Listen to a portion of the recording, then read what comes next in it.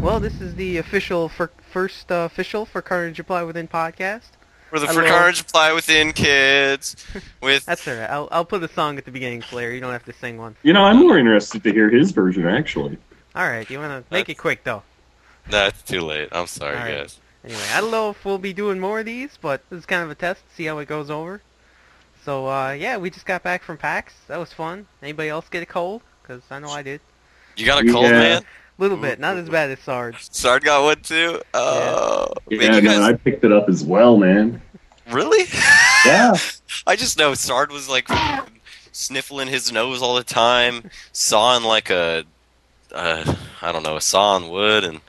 Oh, he was snoring. That's what you call it, not sawing. Yeah, there was definite lumberjacking going on there. Oh, God. It sounds dirtier than it actually was. I should have caught a cold. I didn't catch you guys.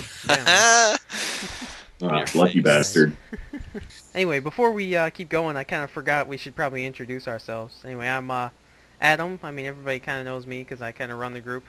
So, along with Sard, who is not here because he's drinking and playing soccer. Bastard. I'm Slayer, bro. Master of the air guitar. We'll touch up on that later. I am the air guitar hero, but we'll touch up on that in a quick jingle. And last but certainly not least. Oh, this is Placid Platypus, and the one thing I do have to say to all you people listening is PKGDF. Stay tuned, kids, and you'll find out more. So, day one, first thing we did was go to the keynote, which was kind of weird because it was in a different building this year. And I kind of missed waiting in the big hallway with the big screen. The Pegasus Theater. Was it the Pegasus? Yeah. No, that was across the street, I believe. This was... This is the one in the Sheraton, right? Or was this the one that was also across the street. That was main Sheraton hallway? was Pegasus. So this one would probably be... This one was the in the main theater. The unicorn! Oddly enough, no, it was just called the main theater. Really? There was a name for it. Oh, yeah, you're right. No, I think you're right. No, it is the main theater. Yeah, I'm looking at the schedule right now. I come prepared for these things. The official name was the Benaroya Hall. It's apparently like an opera hall that's a couple blocks away. I don't speak Italian or Spanish, so I'm fine with main hall. Yeah, I'm sure that pronunciation was not correct, but what are you going to do? Yeah, what are you going to do? The keynote speaker was Warren Spector, which was kind of cool. Guy worked on, Deus Ex and System Shock, and one of the 12 Ultimas. I forget which one or two of those he worked on.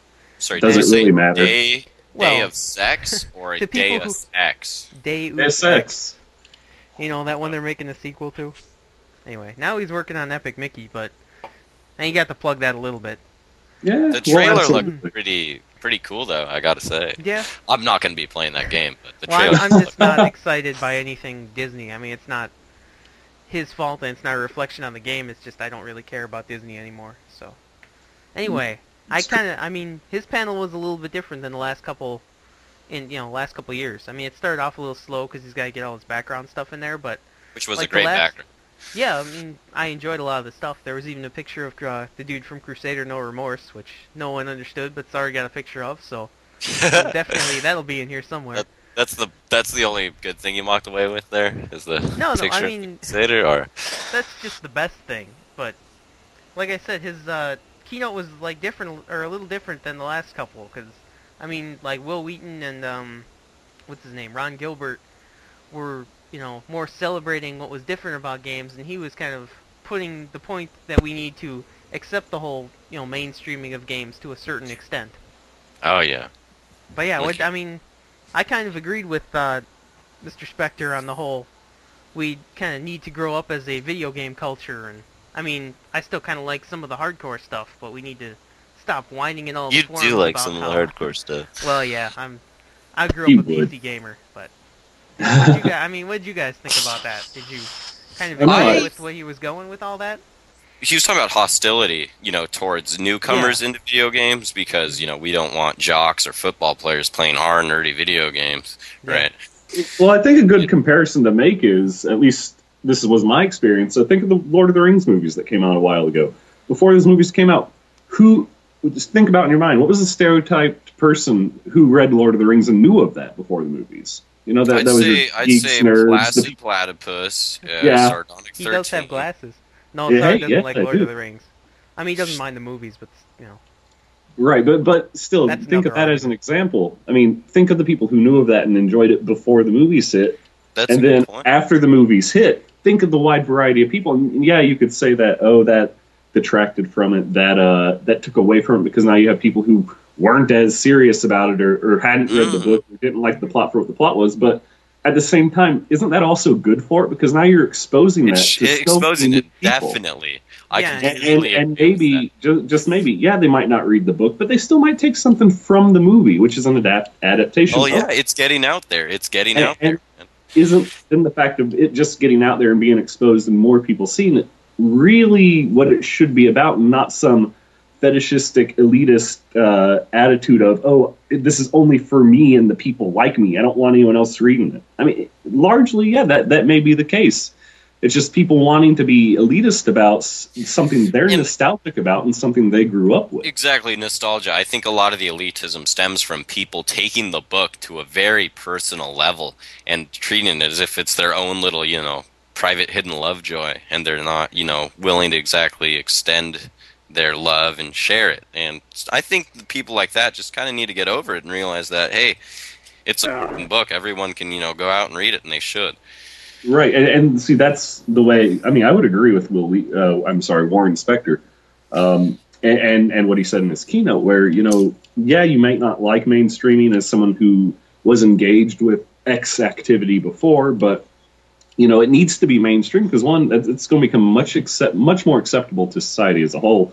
You're going to get a larger base of support for it, and it's they also may get good more for money. the industry that, yeah, exactly. Absolutely. It's good for the industry that Yeah. surrounds it. Right on. So, yeah, we may not like it at all the time. We may say, oh, it's kind of stupid, or these games aren't. What the fuck do the kids say these days? These games aren't pro because they're making it too easy to play. Well, too bad, Mhm. because the developers are trying to appeal to a larger and larger market as more and more people Exactly. become interested in the game. And as more and more people come interested, more money is chugged towards the industry, and that way they can develop even, they can put more love into their video games because they are getting paid more money. So we can expect higher quality games, hopefully, Yeah, if and at the end of the day, not to interrupt you, but it also comes down to one thing. I feel that a lot of people who love video games, are gamers, or identify themselves as any variation thereof, need to realize video games are a business. Absolutely. And what do businesses do? They make money. So any way that can be accomplished, obviously the developers and publishers are going to follow that. And as fans, yeah, we can voice our dissent or voice our opinions, but we shouldn't expect them to have any radical bearing on the industry, because it is a business.